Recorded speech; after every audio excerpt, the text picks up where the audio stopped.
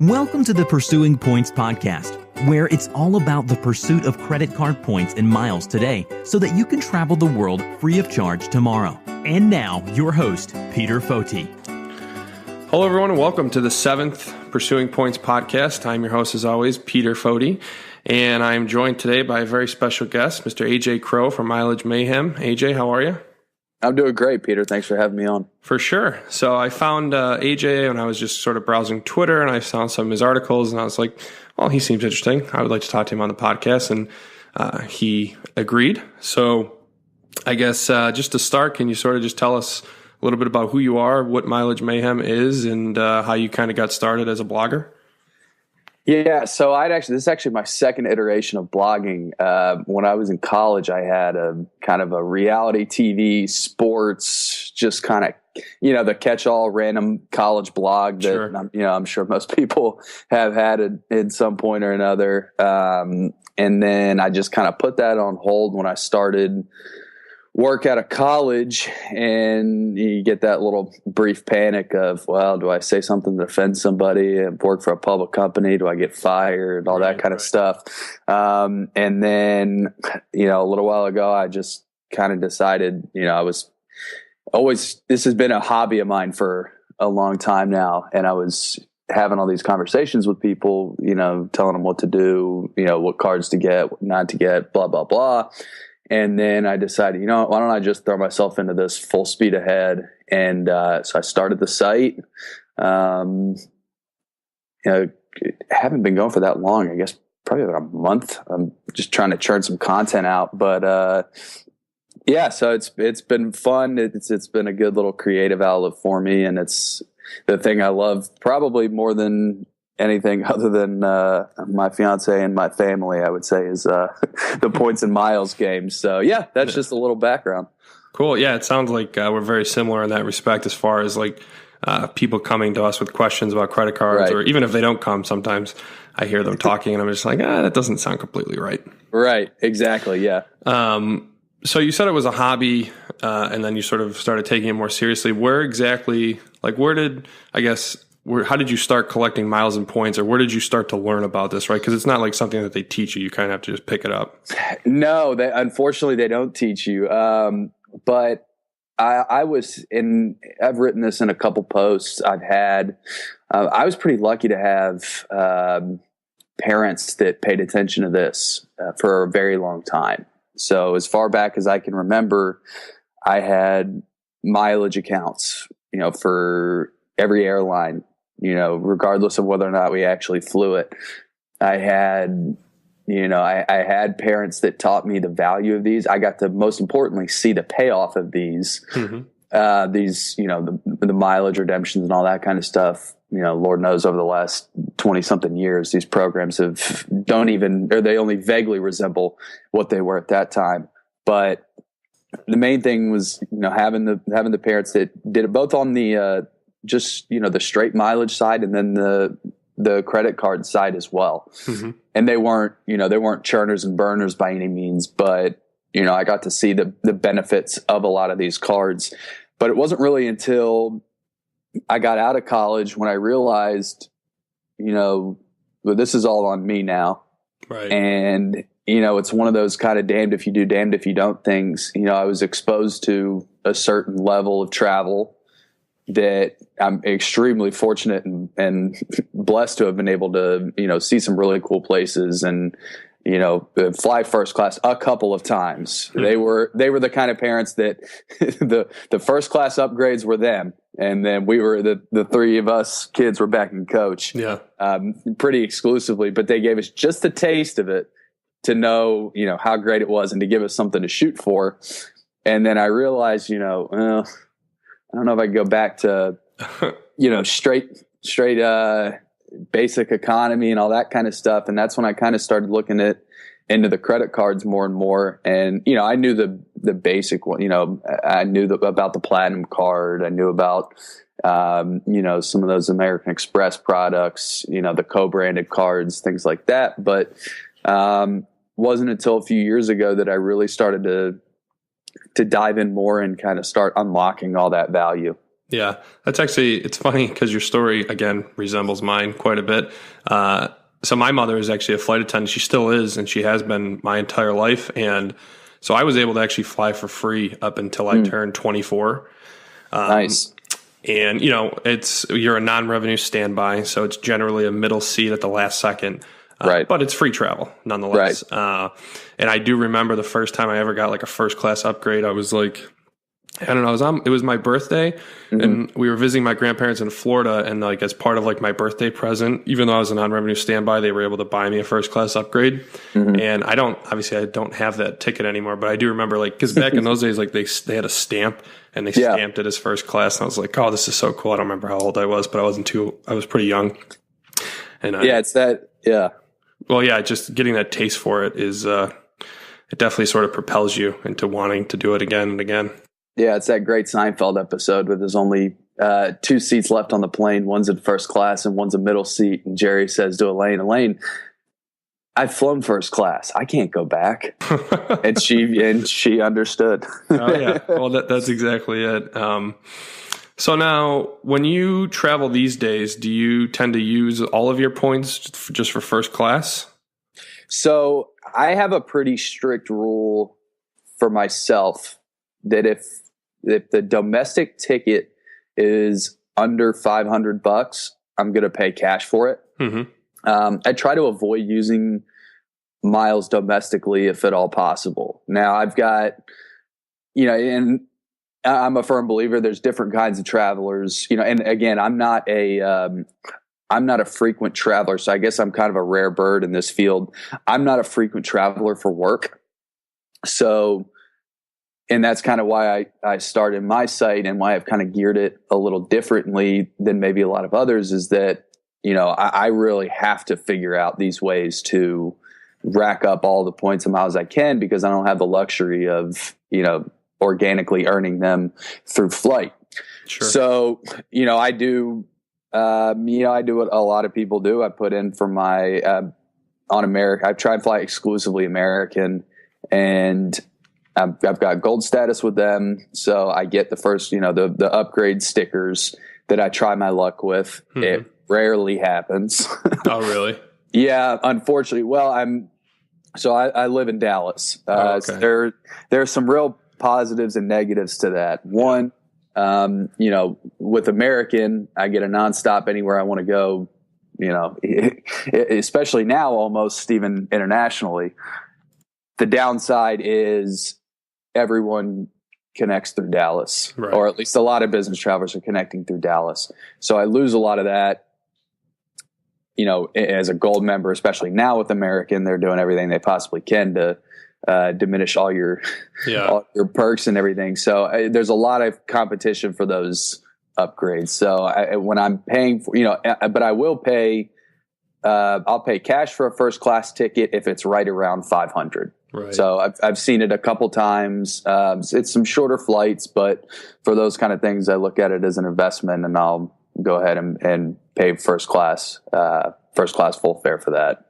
Yeah, I've heard similar things. So I fly exclusively on Delta, which is sort of interesting because my mother works for American, but I fly exclusively on Delta, and I've heard the same thing about like if you're a Delta Medallion member and you fly out of Atlanta a lot, you basically have to be a Diamond Medallion to get any sort of upgrades.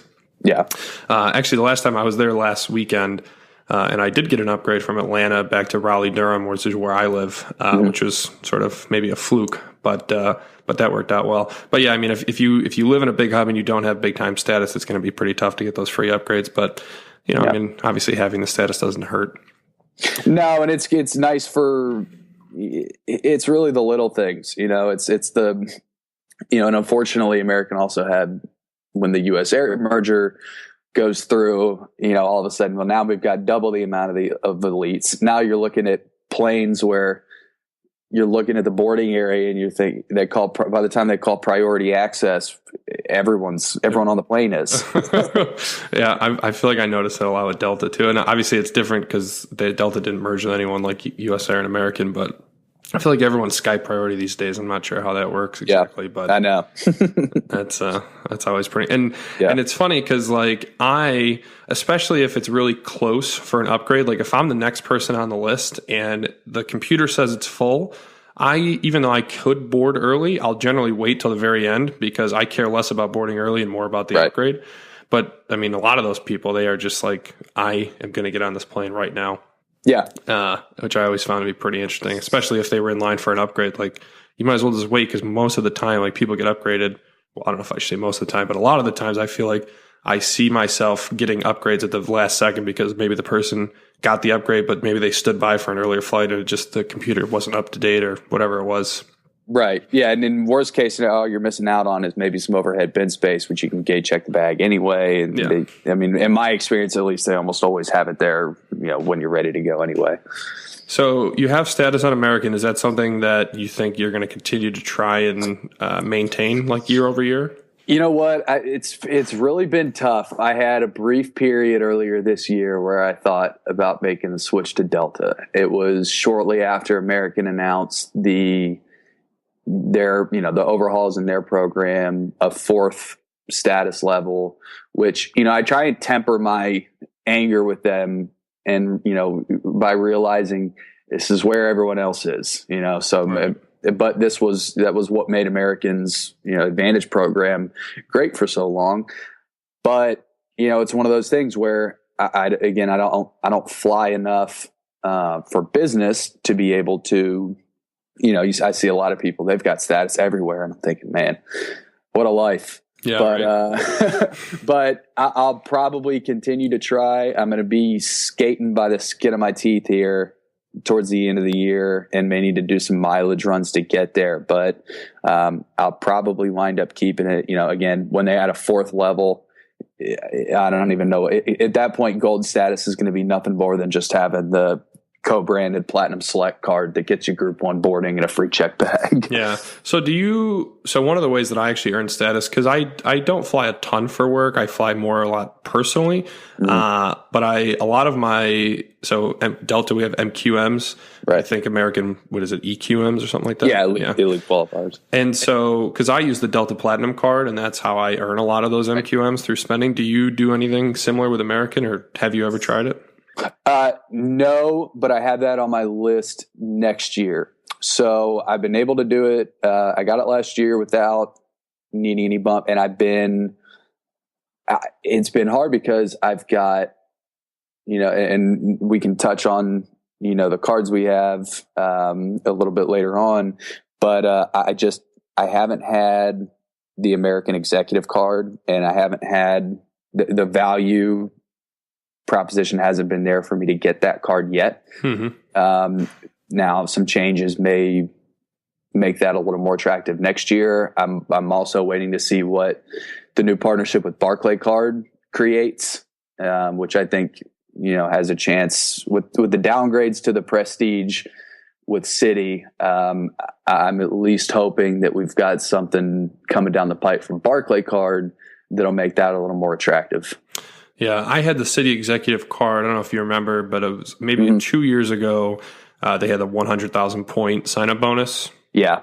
So that's when I got it. But at that time, I didn't really value the lounge access because I was probably more similar to you in the sense that I didn't fly very often. But when I did, I used, a lot of points for first class or whatever. Right. But I do know that I think if you spend 40,000, you get the 10,000 EQMs. Yeah. Yeah. And then the one thing that's weird about American that I don't love is that you don't roll over any of those EQMs.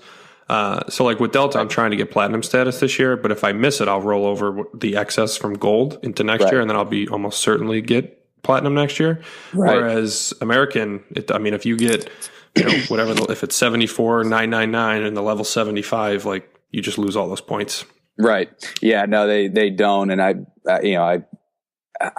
I think American has, and they just went under, they just had some changes to their leadership team that, some people are at least starting to think a little more positively about what the future of the Advantage program has in store.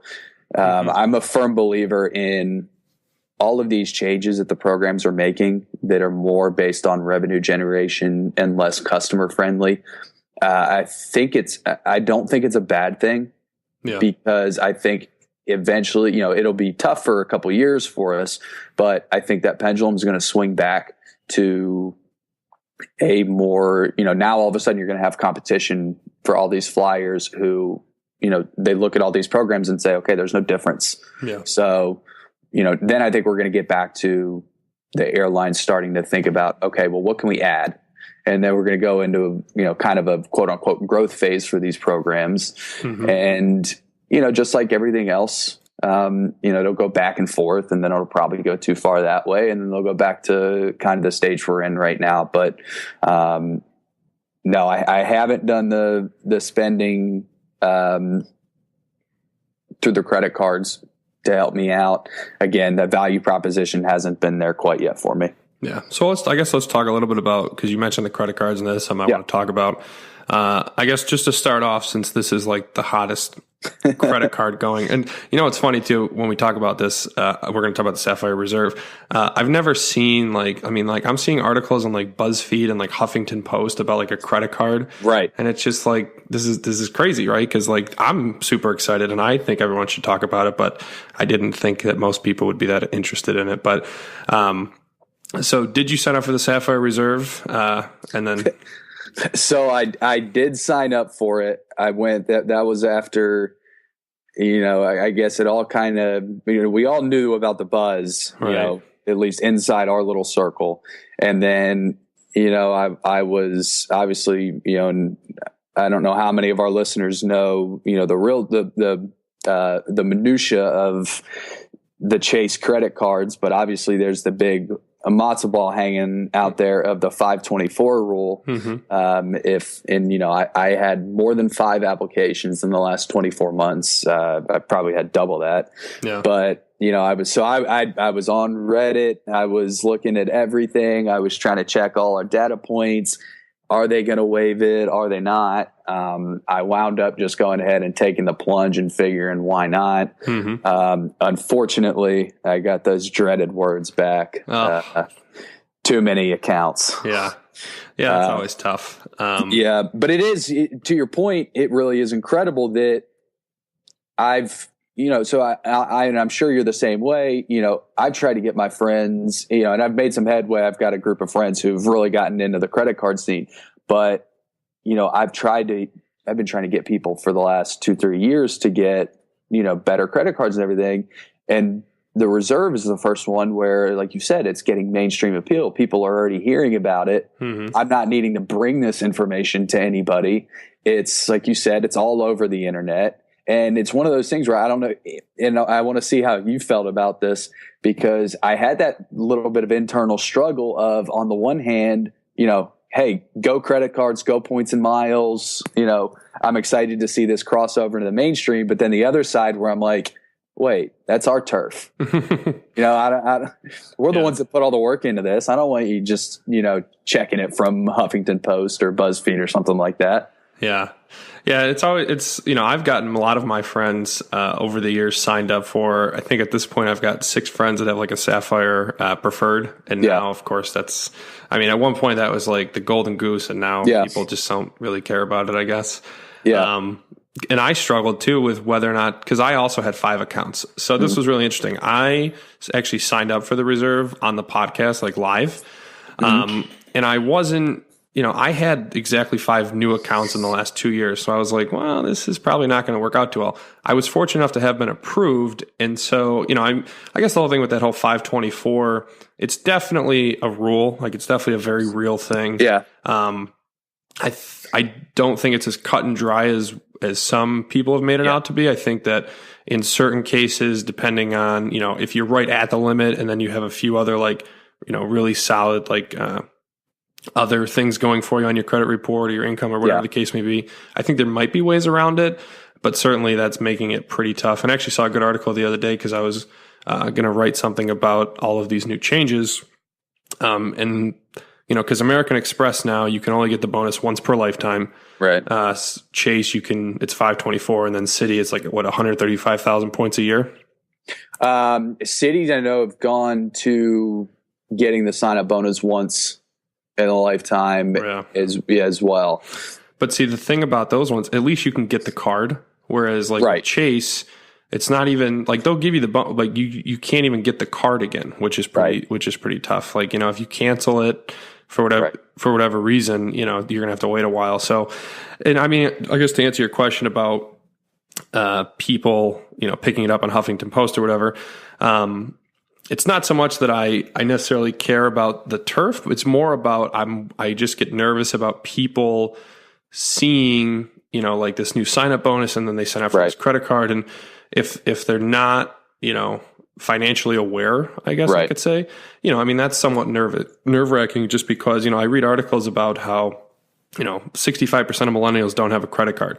And it's like, if you ask them why, I feel like the answer is most typically that they heard a horror story from someone in their family or a friend about they had a credit card, they spent money they didn't have, and now they're all scared of it. And it's like, I just don't want the same thing to happen with this card because of, all that it can offer. And, credit is just a great tool. Yeah.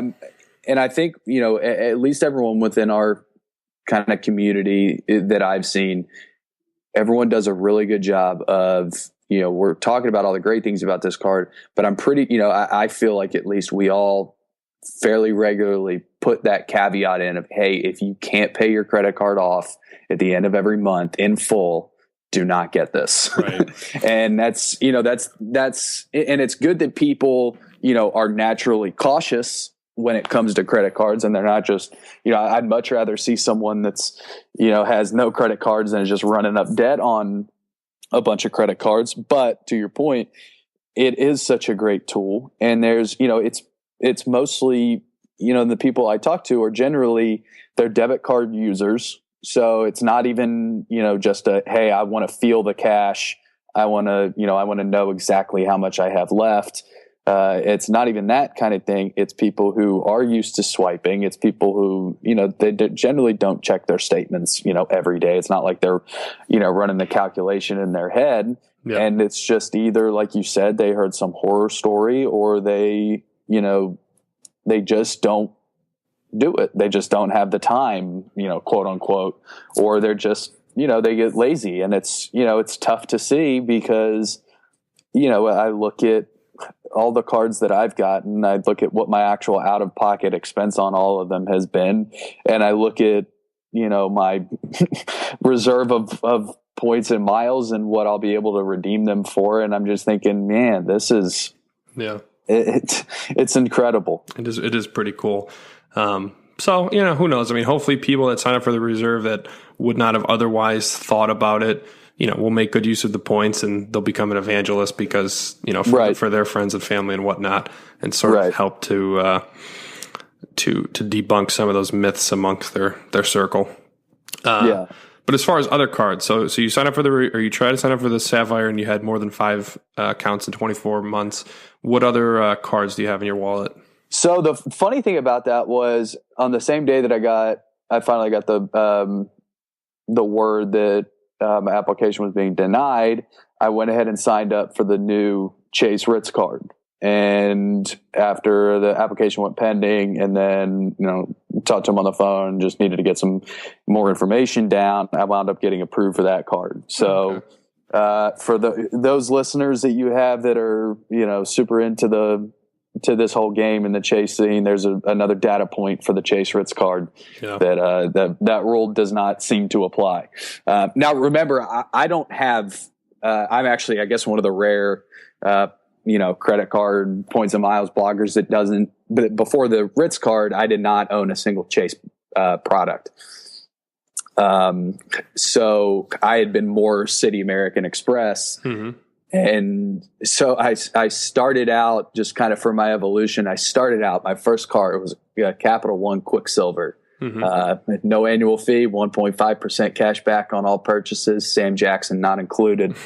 But from there, I went to, I got a Costco card, just their regular, co-branded cashback American Express card. Mm-hmm. And then from there, I kind of launched into, the world that I'm in now. I got the City Platinum Select World Elite card. I had since wound up getting rid of that one. My first premium card was the City Prestige. So I got that, I guess, was that 2 years ago now, year and a half, something like that. Mm-hmm. But when they, really launched the stronger version of that card, and that was my go-to card. I mean, I love that card, and I was sad to see the changes that they announced a couple months ago. But it was before the reserve came along. It was the perfect travel rewards card. 3 points per mile on all travel, 2 points per dollar on dining. Those are my two biggest expense categories, and comes with the American Admirals Club Lounge access whenever you're flying American, which is great. And I know, like, to your point earlier, to me, even if I have 10 minutes, I'm going to the lounge. Mm-hmm. I want to go. I want to get my cup of coffee. I want to get, whatever else I want to get up there. To me, it's the number one perk of a credit card, I think, is the lounge access comes with it. Otherwise, I've had in my wallet right now, the Premier Rewards Gold card, which I really love. I've said this in a couple posts. I think it's the most underrated card that's out there right now. I really like that card. The Amex Everyday Preferred card, that's my gas and groceries card. To be able to get the 50% bonus after 30 transactions it makes that a really strong card for me. I eat a lot at Whole Foods, so that was one area where it was kind of a miss for me until I got that card to rack those points up. The Starwood Preferred Guest card, obviously, and I've had 2 iterations of the Alaska Airlines card, mm-hmm. which has been a great way to boost up those miles for down the road, some transfers or some partner rewards. I'm trying to think what else I've got in there. The Chase card, the Ritz card, which has been great. I've enjoyed that one so far. I enjoy the reaction I get when I hand it to somebody. I've heard that's like literally twice as heavy as the reserve and the preferred. Yeah, it is. It's definitely shocking, to say the least. And I wound up getting the City Premier card as well last year when they were still running the 50,000 point sign up bonus. I went ahead and got that to stack with the Prestige card. Mm-hmm. And bolster those points. So I believe that is it. That's a pretty good collection. I've had my eye on the Ritz card. I just, for whatever reason, I have not yet signed up for it. Generally, up until, well, even recently, I don't tend to stay at a lot of hotels. I feel like most of my travel, I stay at Airbnbs for whatever reason. Mm-hmm. But now that I've got status on Delta and I'm really into this whole status lifestyle. Oh yeah. I definitely want to start staying at more hotels and earning status. And the Ritz card provides you with some level of status. Is that right? Or yeah. No? So the Ritz comes with gold status, gold elite status with Ritz, which obviously gives you reciprocal status at Marriott. The interesting thing with the Ritz, so to your point about the, you brought up the spending the elite qualifying miles that the American executive card gets. The Chase card, you can keep your status for, I believe, for gold status after $10,000 I think a it's year. $10,000. Yeah, which is, it's a little surprising that, as such a high level, quote unquote card as that is, that they'd have such a manageable spending requirement to get gold. And now with the Starwood Marriott merger going through, I think today, I don't know. I think I feel good about that as it relates to the Ritz call. They've kept those programs, pretty separate, but still, offering the reciprocal benefits. If using this, now gets me gold status at all the Starwood properties, then, that's a big deal. It's a huge deal. Yeah. So now you've got luxury brands, you've got Ritz's, you've got your St. Regis's, so there's a lot to like, and, and also for your listeners, if anyone's been thinking about it, it's the Chase Ritz is a Visa Infinite card. Mm-hmm. And unlike the Reserve, it's a Visa Infinite card that has the discount air benefit. So I've used that twice now so it's on, for anyone that doesn't know, it's for any airline itinerary between 2 and 5 people. You book through Visa, it's like visadiscountair.com. You just put your card number in and you just book your flight through there. So what I've had happen so far is I've saved $200. The fares are the exact same. Oh, wow. As they would be by booking through the airline. What I also had was, so I wound up for the first time in my entire life, I booked the wrong dates on a flight. Oof. And first time I've ever done it. Mm-hmm. Killing myself at the thought of having to go through that whole process with the airline. And I called Chase, called the customer service line within 24 hours, no problem, cancel it. And I believe it just stays on as a credit. Yeah. That I can use at a later date. So it's almost a little Southwesty. Mm-hmm. But yeah, it's been great. Like I said, it's just a straight discount right there when you pay. The other advantage is the airlines don't recognize that there was $100 discount. So if my total itinerary, if I was booking 2 flights, they were $300 a pop. The airline sees that as that I paid $600, whereas I really only paid $500. So you're basically getting $100 worth of free miles. Right. Yeah, that makes sense. That's always nice. I wasn't aware of that perk. So that's pretty cool. And then one thing I wanted to mention was the points guy, Brian Kelly, is actually, I guess he's meeting with some executives from Marriott and SPG today at 10 a.m. on Facebook Live. So I have to check that out. Yeah, I'm definitely going to try to. But yeah, it's been a great card. My favorites, the Prestige will always have a special place in my heart, being my first premium card. Yeah. But I'm going to be in a tough position next year, figuring out, when the lounge access goes away. That was kind of what I was alluding to when I mentioned possibly going with the executive card next year to be able to keep that lounge access. So I don't know. It's going to be tough. But again, I think, Barclay card could come out with something really strong that could be worth getting excited about. And the one thing about the lounge access with that executive card is it's actually a lounge membership, as far as I remember. Yep. So you don't necessarily have to fly an American to be able to access it. Yeah, and I haven't done that many times. Occasionally if someone else is booking a ticket for me, it'll be Southwest. Mm-hmm. But in Dallas, at least, Southwest is a completely different airport. Yeah. If they fly out of Love Field rather than DFW, so there wouldn't be any lounge access there anyway. But it would come into play on, if I was to fly Virgin or JetBlue or something like that, to be able to have that coming back. Yeah, I think that would be pretty cool. But yeah, check it out. And I mean, guess what? So we've been on for a little bit over a half hour. I definitely think we could have you back because I feel like you and I could talk about this for quite some time. Absolutely.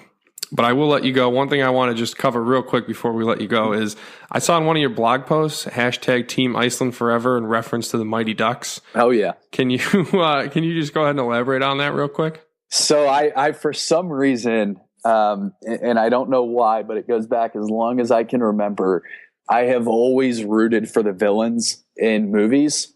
Yeah. And I guess I kind of have in sports too. I don't know. I don't know what it is, but Mighty Ducks is one of the most classic movie franchises to me of all time. Oh, yeah. And everything about Team Iceland, I just found hysterical, from the coach, with just it's one of those things that, the movie probably couldn't be made today because it would be, it's just so stereotypical. Yeah. But it was just one of those great, as you're growing up, it's like Team Iceland, Cobra Kai, from Karate Kid, all those great, just kind of, Team X-Blades from the old, from Disney. It was just one of those great villain groups that I just really latched on to. And always, for some reason, whenever anyone brings up Iceland or anything like that, they get a group text or, group me or whatever, boom, immediately Mighty Ducks gift. I've always been a Team Iceland and a Gunnar Stahl fan. I do think that the villains tend to have better uniforms. Cobra Kai and the Karate Kid, like those black uniforms are awesome, and then Iceland with the black ones, and I thought those are pretty cool too. So and I think that's what I think it really is. A lot of it just the uniform, and I think I've always liked black and all that kind of stuff. So I'm wondering if maybe it's just, that, or maybe I like black because that's what all the villains wore. Yeah. Well, I mean, I'm Team USA, Ducks fly together forever, but I'm sure we could pick that up on a future podcast. So I'm going to let you go. Is there anything that you want to say in closing? No, thanks for having me on. I hope your listeners enjoyed, and it's a fun world out there that we probably only scratched the surface on, but I'm very bullish on the future of credit cards and the perks that they'll keep providing, and I think airlines will swing back towards a growth phase in what they're offering. So I think it's an exciting time to get in. If any of your listeners are just looking for a spare hobby, this is a great one. Yeah. Awesome. Well, thank you again, AJ, for joining. And again, he's at mileagemayhem.com, which I'll link to in the show notes and whatnot, so you guys can check him out. And we'll see you next time. Thanks, Peter. See you.